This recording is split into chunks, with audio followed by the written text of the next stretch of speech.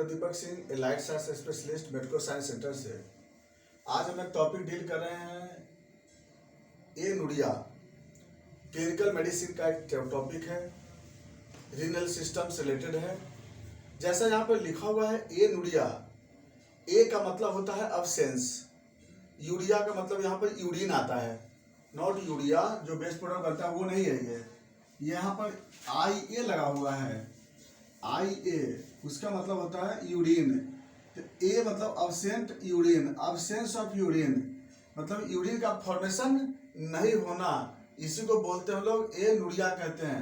जैसे एक हम लोग पढ़े थे रिटेंशन ऑफ यूरिन, तो रिटेंशन ऑफ यूरिन दूसरा चीज होती है।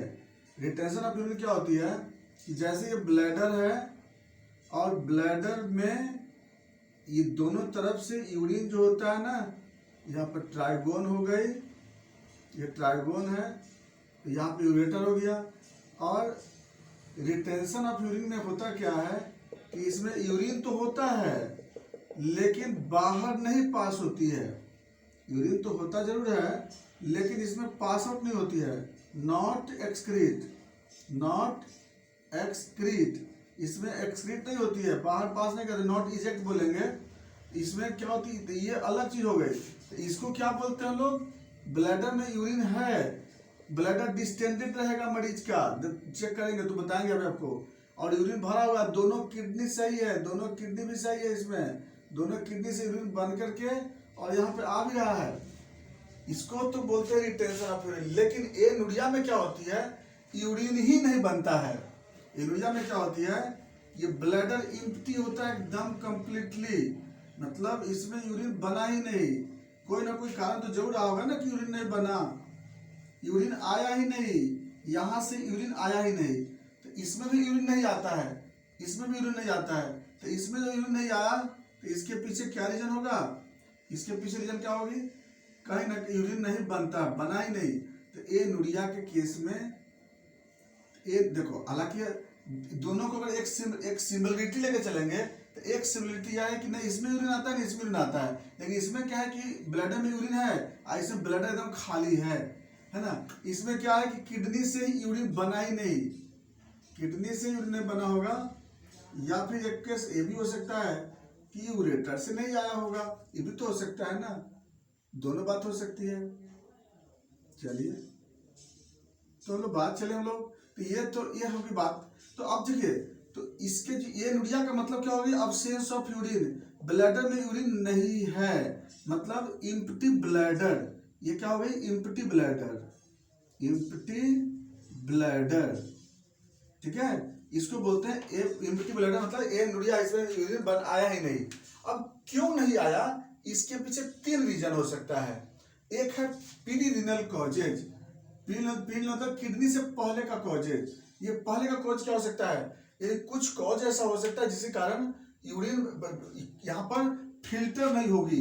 अब हो सकता है किडनी फिल्टर नहीं हो, इसके कारण क्या होगी, यूरिन बना नहीं। तो क्या वजह हो सकता है, पीरिनल कॉजेज क्या हो सकती है, तो एक्सेस नोजिया, वोमिटिंग, डिहाइड्रेशन। अगर किसी कारण से बहुत ज्यादा अगर डिहाइड्रेशन हो गया तो उस केस में क्या होगी कि यूरिन नहीं बनेगा। जैसे कोलेरा के केस में हो गई, एक्सेस स्वेटिंग के केस में हो गई, सन स्ट्रोक के केस में हुआ। एक हुआ पहला कंडीशन। दूसरा हो गया सीवियर हाइपोटेंशन, ब्लड प्रेशर बहुत ज्यादा लॉस कर जाता है। इसके बाद तीसरे नंबर पे आता है हेमरेज, बॉडी से ब्लड बहुत ज्यादा लॉस कर जाता है उस सब कंडीशन में। उसके बाद आता है फिर शॉक, शॉक के केस में चाहे वह सेप्टिक शॉक है, एनाफाइलेक्टिक शॉक है, सीवियर एलर्जी हो गया हो, एलर्जी के केस में तो वह एनाफाइलेक्टिक शॉक बनेगा, या फिर हेमरेजिक हाइपोवोलेमिक शॉक हो गया हो, या कार्डियोजेनिक शॉक है, या फिर साइकोजेनिक शॉक है। किसी भी शॉक में क्या होता है, यह कंडीशन डेवलप करेगा, यहाँ पर ग्लोमेरुलर फिल्ट्रेशन नहीं होगी। किसी भी शॉक में जनरली याद रखना है ग्लोमेरुलर फिल्ट्रेशन नहीं होता है, इसके कारण यूरिन नहीं बनेगा वहां पे। अब ये कंडीशन आ गई। अगला की जो एक कॉज और भी हो सकता है कि अगर बाय द वे ब्लड जो रीनल आर्टरी में जो ब्लड आती है वह ब्लॉकेज हो, रीनल आर्टरी जो होता है ये ब्लॉक कर गया हो, किसी कारण से रीनल आर्टरी में थ्रोम्बस अड़ गया हो, तो उसके कारण भी यहाँ पर यूरिन फॉर्मेशन नहीं होगी।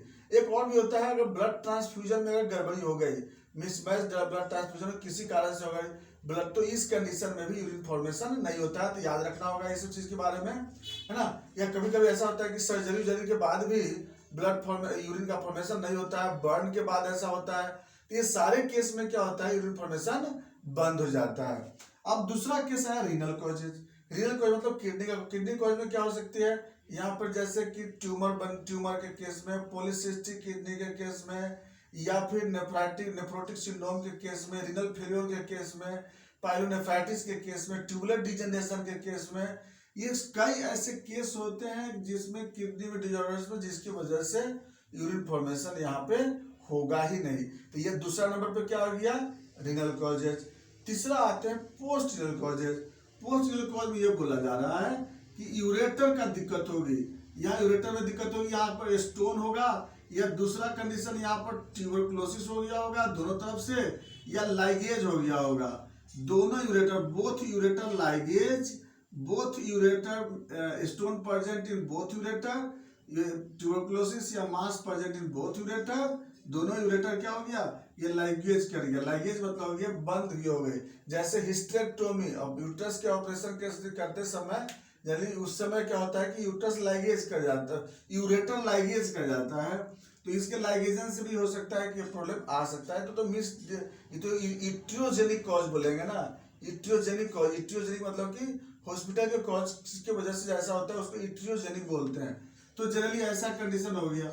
अब क्या होगी, जो यहाँ पर ये जनरली ब्लॉक हो जाती है रीनल एंड पोस्ट रीनल, और उसकी वजह से क्या होगी, यूरिन आया ही नहीं।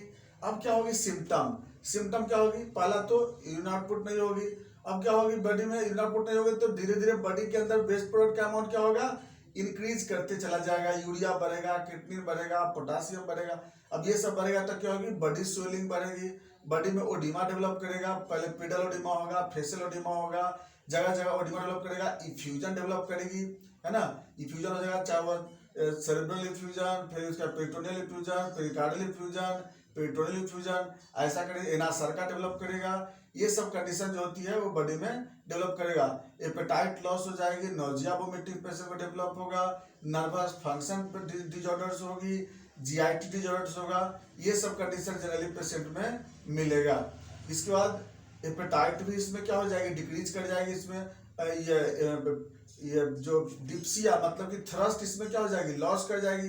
जब यूरिन नहीं बन रहा है तो फिर थ्रस्ट कहाँ से फ्री होगी, ऐसा कंडीशन हो जाएगी। और दूसरा चीज ये सीरियस केस है एक तरह से, क्योंकि मेरा किडनी एक वाइटल ऑर्गन है, अगर नहीं काम करे इसका मतलब कोई सीरियस कंडीशन बॉडी में डेवलप होने वाली है, सीरियस कंडीशन हो चुकी है या डेवलप होने वाली है। इसलिए यूरिन आउटपुट होना नेसेसरी है।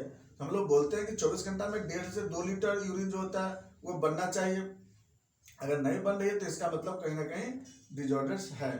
मतलब कि 8 से 9 या 10 बार यूरिनेशन होना चाहिए 24 घंटा में। ये एक नॉर्मल फेनोमेनन है ना। वॉल्यूम लेके चलेंगे तो 2 लीटर तक, और टाइम्स लेके चलेंगे तो कम से कम 8 से 10 बार यूरिनेशन होना चाहिए एक नॉर्मल कंडीशन में। नहीं हो रही है तो इसका मतलब क्या हो रही है, कम हो गया, या फिर नहीं, इसमें तो खैर एकदम नहीं होता है, बंद हो जाता है 24 घंटा में। 24 घंटा में यूरिन कितना बनेगा इसमें, एकदम नगण्य। साइन में क्या मिलेगा आपको, इसमें साइन में क्या मिलेगा, जैसे इम्प्टी, एकदम इम्प्टी, जो लोअर एब्डोमेन एकदम इम्प्टी होगी, वहां पर कुछ भी नहीं होगी। जैसे कि रिटेंशन में क्या होगी, लोअर एब्डोमेन में क्या होगी, डिस्टेंशन होती है, लेकिन इसमें क्या होती है, कंप्लीट इम्प्टी होगी, वहां पर खाली जगह रहेगी, मिलेगा नहीं। अब क्या होती है ना, तो साइन में जनरली यही टाइम मिलेगा। दूसरा ओडिमा मिलेगा उसमें साइन में, ये कंडीशन मिल सकता है। अब आते हैं बात कॉम्प्लिकेशन की। तो कॉम्प्लिकेशन में तो आपको बता दिए कि सारे जगह इफ्यूजन डेवलप कर जाएगी, यूरिया क्रिएटिनिन का लेवल बढ़ जाएगा, सोडियम पोटेशियम का लेवल अबनॉर्मल हो जाएगा बॉडी में। तो उस तरह से क्या होगी, ये अबनॉर्मलिटी बॉडी में आपको कॉम्प्लिकेशन देखने को मिलेगा इसमें, क्योंकि एक तरह से रीनल फेल का केस हो गया ना ये पेशेंट। अब इसके बाद क्या करते हैं, इन्वेस्टिगेशन में क्या करा के देखें हम लोग, सबसे पहला ब्लड प्रेशर देखेंगे। उसके बाद जो भी कॉज है, जैसे शॉक की कंडीशन होती है, हीमोग्लोबिन देखते हैं उसमें। अगर इन्फेक्शन के लिए हम लोग टीएलसी डीएलसी देखते हैं, इससे पता कर लेते हैं। उसके बाद अगर बाय द वे रीनल के अल्ट्रासोनोग्राफी करा के देख सकते हैं, सीटी स्कैन करा के देख सकते हैं हम लोग। ये सिर्फ हम लोग क्या करते हैं, इससे पता लग सकता है। इसके बाद अगर हाइपोवोलेमिक शॉक है तो उसमें हम लोग फिर ब्लड के पीसी भी करा करके देख सकते हैं कि कितना ब्लड का वॉल्यूम है बॉडी में। तो ये सब जो होता है वो इन्वेस्टिगेशन कराते हैं। और ऐसे आरई ऑफ यूरिन अगर यूरिन मिलता है तो कराते हैं, लेकिन ऐसे याद रखना है कि इसमें 24 घंटा में या तो यूरिन एकदम नहीं बनेगा तो बहुत बनेगा, तो मुश्किल से बनेगा 50 ml से लेकर 100 ml यूरिन बनता है, उससे ज्यादा यूरिन इसमें नहीं बनता है। तो जितना अगर मिलता है तो उसमें से करा के देख सकते हैं, और नहीं तो फिर डायग्नोसिस करा करके हम लोग सिस्टोस्कोप से भी देख सकते हैं। सिस्टोस्कोप से हाँ कुछ मिलेगा नहीं, क्योंकि ब्लड में तो कुछ है नहीं। ये दिक्कत कहाँ की है, यूरेटर से पहले का दिक्कत है, इसलिए। लेकिन अब लोग करा करके देख सकते हैं कि हाँ कहीं ऐसा तो नहीं कि यहाँ पे गड़बड़ी है ना। लेकिन एक चीज याद रखना है कि कैथेटर वगैरह यहाँ पे लगाने से कोई फायदा नहीं है। यहाँ पे मैनेजमेंट में यहाँ पे लोग क्या करते हैं, बहुत लोग कैथेटर लगा देते हैं, लेकिन कोई फायदा नहीं है। कैथेटर तो इसमें लगाने की आवश्यकता होती है ना, रिटेंशन ऑफ यूरिन में। हाँ, इसमें लोग वाटर इनटेक करा के देखेंगे, आईवी इन्फ्यूजन करा के देखेंगे कि कितना इन्फ्यूजन बॉडी में ले सकता है। अगर स्वेलिंग बढ़ने लगा तो इन्फ्यूजन रोक देंगे, पोटासियम सोडियम पोटासियम अवेलेबल होता है, इन्फ्यूजन रोक देंगे। क्योंकि यूरिन आउटपुट जब होगा ही नहीं तो हम लोग देख के क्या करेंगे, तो इसमें बहुत केयरफुली देखना होगा इसके लिए। अब इसके लिए मैनेजमेंट में अकॉर्डिंग क्या करते हैं लोग, जीएफआर बढ़ाने के लिए मेडिसिन दे सकते हैं, उसको स्टार्ट करने के लिए मेडिसिन दे सकते हैं, है ना, कि किसी तरह से यूरिन आउटपुट बढ़ सके, जैसे कि लेसिक्स वगैरह का इंजेक्शन भी कुछ लोग देते हैं। खैर हम लोग तो होम्योपैथ में क्या करते हैं, इसमें एपिसमेल देते हैं। एपिसमेल इज द बेस्ट मेडिसिन, और उससे क्या होता है कि बहुत केस में ऐसा देखने को मिल जाता है कि यूरिया ठीक हो सकती है। इसके बाद जैसा उसका कंडीशन हो, बीपी घटा हुआ है तो बीपी बढ़ाने की दवा चलाएंगे हम लोग इसमें, है ना। अगर कोई इलेक्ट्रोलाइट की जरूरत है तो इलेक्ट्रोलाइट चलाते हैं। यही मेरा एनुरिया था।